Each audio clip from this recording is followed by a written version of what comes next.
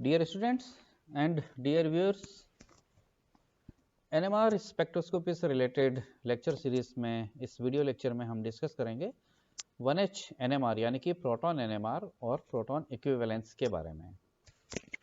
इससे पहले कि हम आगे बढ़े, मैं यहाँ जानकारी दे दूं कि मेरे YouTube चैनल पर आप NMR से रिलेटेड अब तक के जितने भी वीडियो लेक्चर्स हैं वो आप इन्फॉर्मेशन टैब में मैंने यहाँ पर चैनल उसका प्लेलिस्ट का लिंक दिया है, तो वहाँ जाकर के आप देख सकते हो। और इससे ठीक पहले वाले लेक्चर में हमने डिस्कस किया था कपलिंग कांस्टेंट के बारे में, और एक बहुत ही इंटरेस्टिंग टॉपिक था स्पिन डिकपलिंग, उसके बारे में हमने वहाँ पर चर्चा करी थी।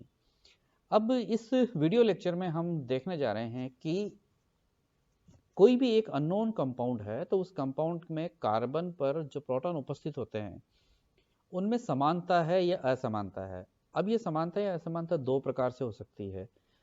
पहली समानता तो उनकी केमिकल इक्विवेलेंस, जो कि उनको रासायनिक तुल्यता के रूप में हम ये बोल सकते हैं, और दूसरी समानता है उनके मध्य में किस रूप में, मैग्नेटिक इक्विवेलेंस के रूप में। यदि मैग्नेटिक इक्विवेलेंस के रूप में हम बात करें तो हम चले जाएंगे एनएमआर स्पेक्ट्रम के रूप में, जहां पर कि उनके स्पेक्ट्रम अलग अलग प्राप्त होंगे यदि वो अलग अलग होंगे तो कुल मिलाकर के यहाँ पर हमें यह देखना है कि ऐसे प्रोटॉन जो कि आपस में कपल कर रहे हैं, क्या उनमें मैग्नेटिक या केमिकल इक्विवेलेंस है या नहीं। तो उस चीज को हम इस वीडियो लेक्चर के अंदर डिस्कस करने जा रहे हैं। सो 1H NMR spectroscopy and proton equivalence. 1H NMR spectroscopy determines how many kind of electronically non-equivalent hydrogen या protons are available in a molecule. यानी कि 1H NMR स्पेक्ट्रोस्कोपी की सहायता से हम ये आसानी से पता लगा सकते हैं कि किसी मॉलिक्यूल के अंदर कितने इलेक्ट्रॉनिकली नॉन इक्विवेलेंट हाइड्रोजन या प्रोटॉन्स अवेलेबल हैं, क्योंकि जितने नॉन इक्विवेलेंट प्रोटॉन्स अवेलेबल होंगे उतना ही क्या होगा, उनका सिग्नल हमें यहाँ पर प्राप्त होगा। तो हम यहाँ पर 4 केसेस लेकर के देखेंगे, 4 पॉसिबिलिटीज सब हो सकती है। तो पहली पॉसिबिलिटी क्या है कि जिसमें protons that are unrelated and thus non equivalent, यानी कि प्रोटॉन्स एक दूसरे से रिलेटेड भी नहीं है तो निश्चित रूप से वो क्या है, नॉन इक्विवेलेंट भी हैं। कैसे? इस प्रकार से आप देख सकते हो यहाँ पर कि प्रोटॉन्स को मैंने यहाँ पर 3 प्रोटॉन ये वाले ब्लू कलर में है, तो इधर 3 प्रोटॉन यहाँ पर भी ये ब्लू कलर में है, और ये बीच में 2 प्रोटॉन ग्रीन कलर्स में है। कुल मिलाकर ये ब्यूटेन है, तो CH3 CH2 CH2 CH3। आप देख सकते हो कि CH2 and CH3 hydrogens are unrelated and have different NMR absorptions, क्योंकि CH3 प्रोटॉन का अपना केमिकल एनवायरनमेंट इन CH2 के केमिकल एनवायरनमेंट से डिफरेंट है, और इस CH2 का केमिकल एनवायरनमेंट इस CH2 के केमिकल एनवायरनमेंट के सेम है, इसलिए ये चारों प्रोटॉन सेम है और ये 3 प्रोटॉन सेम है। तो यदि हम इस H को या इस H को X से रिप्लेस करें तो हमें क्या मिलेंगे, 2 रिप्लेसमेंट प्रोडक्ट्स हमें मिल सकते हैं। यदि हम इसको रिप्लेस करें तो नेचुरल है ये प्रोडक्ट मिलेगा, और यदि हम इसको रिप्लेस करें तो हमें ये प्रोडक्ट मिलेगा। तो कुल मिलाकर के दोनों कॉन्स्टिट्यूशनल आइसोमर्स हैं और दोनों स्ट्रक्चरली डिफरेंट हैं, क्योंकि दोनों आइसोमर्स हैं और दोनों डिफरेंट स्ट्रक्चर है, दोनों का अपना अपना अलग NMR स्पेक्ट्रम होगा। तो पहली कंडीशन तो ये है कि जहां पर प्रोटॉन एक दूसरे से रिलेटेड भी नहीं है और क्या है, नॉन इक्विवेलेंट प्रोटॉन होते हैं। सेकंड केस क्या है कि जहां पर प्रोटॉन्स तो केमिकली आइडेंटिकल है एंड दस इलेक्ट्रॉनिकली इक्विवेलेंट भी है, लेकिन संभावना क्या हो सकती है, यह संभावना हो सकती है कि chemically identical protons are said to be homotopic. किस प्रकार से? इस प्रकार से आप देख सकते हो यहाँ पर कि ये जो ब्यूटेन के हैं हमारे 3 CH3 वाले, इधर 3 CH3 वाले, तो जो 6 CH3 हाइड्रोजन हैं are homotopic and have the same NMR absorption spectrum, क्योंकि 3 ये बिल्कुल एक जैसे हैं, तो ये होमोटॉपिक कहलाते हैं, क्योंकि इनको यदि हम X से रिप्लेस करें तो केवल एक ही रिप्लेसमेंट प्रोडक्ट क्या पॉसिबल है, यानी कि इस X को आप इस हाइड्रोजन से रिप्लेस करें या इससे करें या इससे, चाहे किसी भी हाइड्रोजन से करें, केवल एक ही प्रोडक्ट क्या होगा, पॉसिबल है। इसीलिए ये जो प्रोटॉन्स हैं वो क्या कहलाते हैं, होमोटॉपिक क्या प्रोटॉन्स कहलाते हैं। तो chemical identical protons are said to be होमोटॉपिक।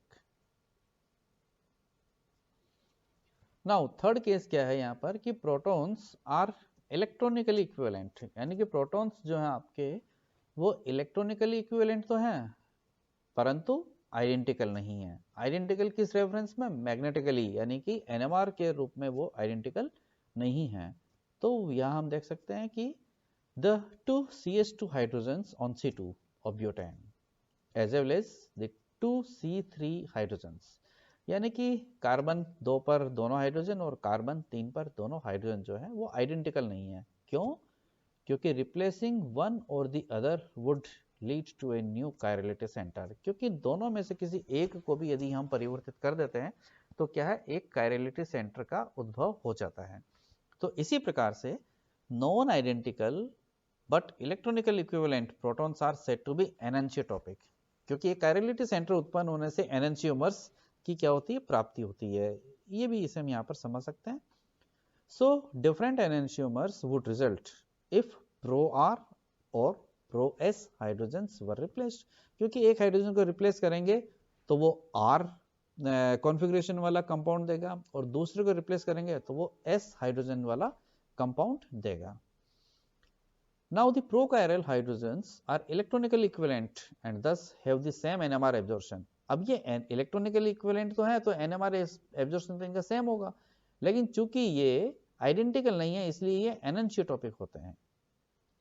आप देख सकते हो यहाँ पर CH3 CH2 CH2 CH3, तो ये यदि प्रो एस है तो ये प्रो आर है, यानी कि इसको यदि हम रिप्लेस करें किससे, X से, तो आपको ये देगा एस आइसोमर, और यदि इसको रिप्लेस करोगे X से तो ये देगा आपको क्या, R आइसोमर। तो टू पॉसिबल रिप्लेसमेंट प्रोडक्ट्स जो कि एक दूसरे के क्या है, एनएनशियोमर्स कहलाते हैं। हालांकि इनका NMR एब्जॉर्प्शन जो है वो क्या होगा, सेम होगा। Now the fourth one case, replacement of a hydrogen gives a unique diastereoisomer, यानी कि किसी हाइड्रोजन को रिप्लेस करने पर आपको यदि डाइस्टेरियोआइसोमर प्राप्त हो रहा है तो निश्चित रूप से एक सेकंड कायरलिटी सेंटर क्या होगा, डेवलप हो जाएगा। डाइस्टेरियोआइसोमर्स हम जानते हैं कि वो दोनों एक दूसरे के मिरर इमेजेस क्या नहीं होते हैं। These hydrogens are neither electronically और chemically equivalent। नेचुरल है कि ये हाइड्रोजन जो हैं वो इलेक्ट्रॉनिकली यानी कि केमिकली इक्विवेलेंट नहीं होते हैं और इसीलिए 1H NMR के अंदर अपना डिफरेंट NMR स्पेक्ट्रम क्या है, देंगे। ये आप देख सकते हो कि CH3 CH3 CH2 CH3, तो यहाँ पर pro S and pro R इन दोनों प्रोटॉन्स की बात करी गई है। तो यदि इसे रिप्लेस करें तो आपको एस आइसोमर मिलेगा, इसे रिप्लेस करो तो ये आइसोमर मिलेगा। या कुल मिलाकर कहो कि यदि एक कायरल सेंटर ये था तो इन्हें रिप्लेस करने पर सेकंड कायरल सेंटर यहाँ पर जनरेट हुआ तो ये डाई स्टीरियो आइसोमर्स प्राप्त हो गए जो कि एक दूसरे के क्या है, मिरर इमेजेस नहीं हैं। तो निश्चित रूप से इनके जो NMR स्पेक्ट्रम है, the two hydrogens on C3 are diastereotopic, इसीलिए ये डाइस्टेरियोटॉपिक कहलाते हैं and have different NMR absorption, और इसीलिए इनका जो NMR स्पेक्ट्रम है वो क्या मिलेगा, डिफरेंट मिलेगा। So thank you.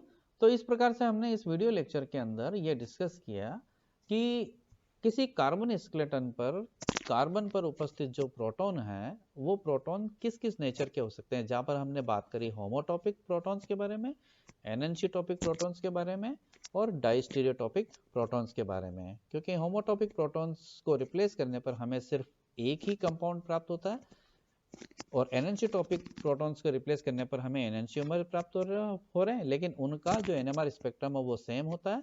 और डाइस्टेरियोटॉपिक प्रोटॉन्स को रिप्लेस करने पर हमें डाइस्टेरियो आइसोमर्स तो प्राप्त हो रहे हैं जो कि एक दूसरे के मिरर इमेजेस नहीं होते हैं, लेकिन उन दोनों प्रोटॉन्स के जो एनएमआर स्पेक्ट्रम है वो क्या होंगे, अलग अलग प्राप्त होंगे। So thank you.